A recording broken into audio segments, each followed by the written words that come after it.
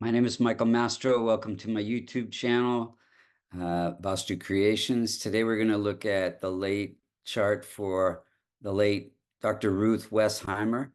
If you look to the eastern horizon using Vedic sidereal zodiac, you would see the constellation associated with the sign of Taurus rising at 13 degrees. First, we're going to see how the planets were operating in her chart and when they were operating during certain events and what could be done to strengthen the chart. So, Sun is ruling the fourth house of happiness and home life, and it is placed in the first house. And so this is weak because it's afflicted by Rahu. The sun is. Sun is an indicator for father. So father was killed in the Holocaust, and this, affected her happiness. And also, sun is connected to heart. She did have a heart condition. And then we have weak old moon. Moon is ruling the house of success, placed in the house of relationship or marriage. And it is any planet more than 25 degrees is said to be in old age and cannot promote or support its own significations. So moon is an indicator for mother, and mother was also killed in the Holocaust in Auschwitz. And so this makes her success go up and down a little bit. Then we have challenging Mars. So any multiconal sign in the 6th, 8th, or the 12th house, and for Taurus, it's all three houses, can be challenging. So we have Mars, the sign of Aries, in the 12th house ruled by Mars. Mars is placed in the house of income. So this gives her the ability to separate from who she is and take on different roles as a psychologist, as a talk show host, as a therapist, mother, wife, and it makes her very passionate about it. And one of her things is she was a sex therapist.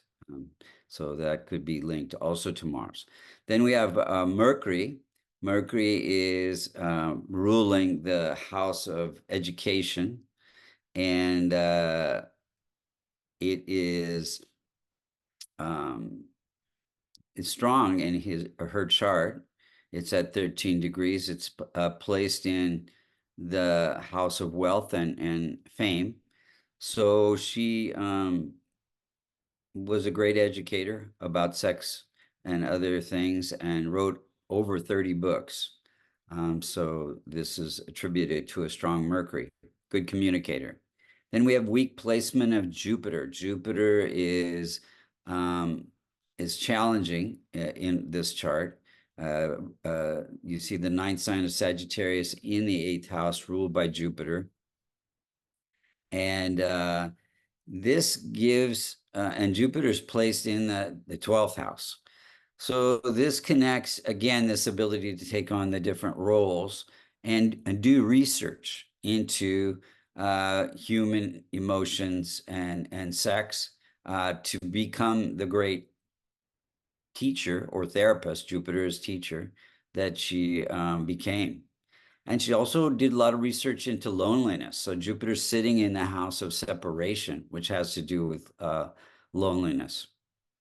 Then we have challenging Venus. Venus is, you see the 7th sign of Libra in the 6th house. This has to do with health. And Venus is in the 1st house.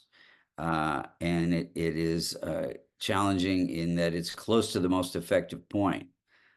So it is,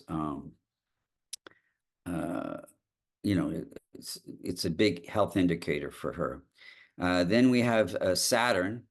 Saturn is ruling the house of career, and it is placed in the house of relationships. So this connects her career with helping other people, being a therapist, and then through serving other people.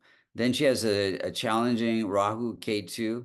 They are also close to the most effective point, aspecting or afflicting 6 out of the 12 houses, the first house of health, and then the seventh house of relationships. He was married 3 times. And it is balancing her needs with the needs of her partner. So for Rahu, insights into her needs, and then Ketu, insights into the needs of her partner. Then we have, let's look at the timing of events. So in 1938, when she's only 10 years old, she fled Germany. Her parents stayed and went to Auschwitz and were killed. But she went to Switzerland. And this is during a K2 period, K2 sitting in the house of foreign comforts in foreign lands. So avoiding death that way. And then in 1945, she went to Israel and became part of the military, a sniper during a Mars period. Mars is military. And then in 48, I think she stepped on a bomb or something. She had a accident to her foot during a Rahu period, bringing unexpected events. In 1950, she got married during a Jupiter period. Jupiter is an indicator for husband. In 65, she moved to the USA and got a divorce during a Venus period. Venus is ruling the house of conflict and divorce. Then in 59, she got a master's during a moon period. Moon is expanding her knowledge, education, healing arts, part of psychology. Then in 61, she started a relationship with her soon-to-be husband that she was married to for, I think, 40 years. And that's also during a Jupiter period, taking a husband, Jupiter indicated for husband. In 1980, she became a talk show host during a Sun period. Sun is bringing happiness and aspecting her career.